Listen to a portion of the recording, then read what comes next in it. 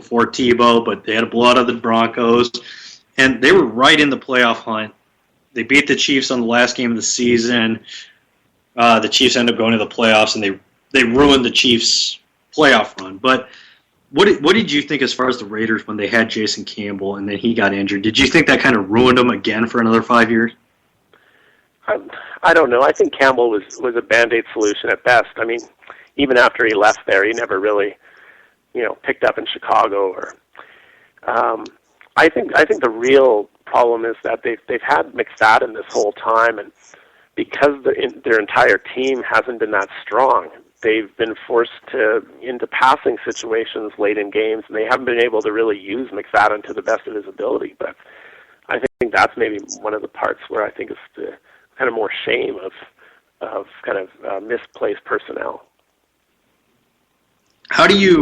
What are some rules that you look at when it comes to an ownership change? Have you ever looked like, how deep have you gone into like how they run their own businesses? Like, say, the guy who runs the Jaguars. I mean, granted, you could just be like, okay, it's the Jaguars are going to be bad. But have you ever looked that in depth at, like how he runs his businesses on, his businesses that aren't toys that are the NFL? Yeah, I haven't really gone into ownership or attendance figures or profitability as a basis for analyzing the spreads. But the closest I've done is looked at coaches, rookie coaches, new coaches, that type of thing. But that's as close to the front office as I've got. Who is the most interesting coach that you research for making picks? Well, that's a tough question. I really like looking at the rookie coaches, just because. There's probably two groups. One is the rookie coaches. I find it interesting how coaches perform before and after bye weeks. That's one thing. You look at an Andy Reid, and there's someone else. Maybe it's McCarthy in Green Bay. Just outstanding records, obviously in bye weeks, not just straight up like Andy Reid, we all know, but as well against the spread. And then it's interesting to see how. Sorry? Oh, go ahead. No, go ahead. Sorry. I was going to say that it's also interesting to see how rookie coaches who have never coached before in the league actually do quite poorly coming out of a bye week. It's almost like they don't know how to prepare yet. And there's actually, evidence analysis that I've done that's shown that that's the case, at least against the spread. What do you think it is with rookie coaches with bye weeks? Do you think it's a matter of they take, they say, hey, okay, guys, everybody go home for, a week? Or do you think it's that they take that week off? They just don't know how to manage their time during that 2-week break? What do you think it is with rookie coaches that cause those problems? Yeah, that's my hunch is that, they've got the 2 weeks. Now they're trying to say, okay, I realize we need a bit of a break. That's what the bye week's for, rest and relax. But, truth be told, they still need to make sure they're prepared for the following week. And they've got this opportunity that, 28 of the other 32 teams, for example, don't have, and that they've got 2 weeks to prepare for their next opponent. And, the coach isn't the one who's recovering from all the, the bruises and the breaks and all that. So, you'd think that he'd make the most of that time. Mm-hmm. Well, we're going to go ahead and take our first break here on the Bob Sullivan Show to celebrate Bob Sullivan's here on LateNightSportsRadio.com. If you want to call in after the break, if your name is Bob Sullivan, you can call in at the number 585-633-7487. You're listening to the Bob Sullivan Show here on LateNightSportsRadio.com.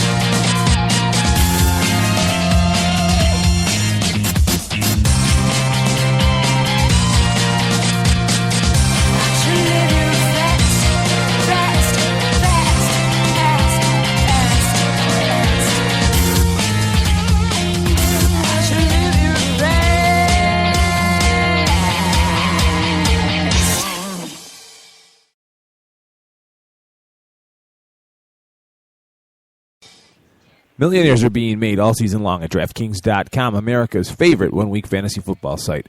One-week fantasy means no season-long commitments. Play whenever you want. Got a player who's hurt? No problem. Injuries won't derail your shot at victory because it's like a new season every week, so you're never stuck with the same players.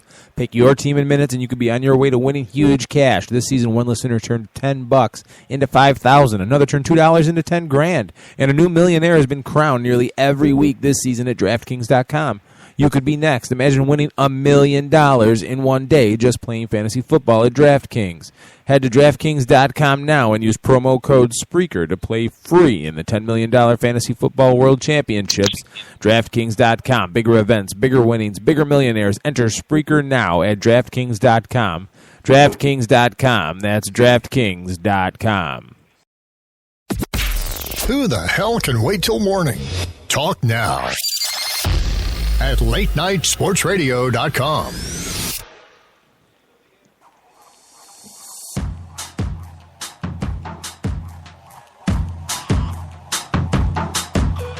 Four-letter word just to get me along. It's a difficulty and I'm biting on my tongue. And I keep stalling and keeping it together. People around gotta find something to say now. Holding back every day the same. Don't wanna be alone. Listen to me, oh no. I never say anything at all. But Welcome back to the Bob Sullivan Show here on LateNightSportsRadio.com. This is honestly the best night in the history of the Bob Sullivan Show. I mean, I've had athletes, I've had, writers, I've had, I don't even know what I've had on my show other than that. But tonight is Bob Sullivan's and Bob Sullivan's only, other than Keith, my producer, who does the reads. But right now, I have Bob Sullivan from MrBobSullivan.com/sporting charts. Bob, how you doing? I'm doing good. How do you feel about this whole Bob Sullivan show? The idea that you had, where did this brainchild start? I think I just like kind of quirky ideas. I see humor maybe where others don't. I don't know. Yeah, there's only a certain number of people that can do it. A certain number of, a show like this, like how many people are named Colin Cowherd? Good point. How many people are named Jim Rome? How many people are named Mike and Mike? Nobody's named Mike and Mike. They can't do it. So I figure we can do it, and I figure that it works, and I liked your idea. It took me a while to get this idea going because it took me a while to get in contact with other Bob Sullivans, but it works, and I appreciate you for having the fantastic idea of the Bob Sullivan Show extravaganza. No problem. I'll take credit, but thanks a lot for putting this together. Yeah. As far as,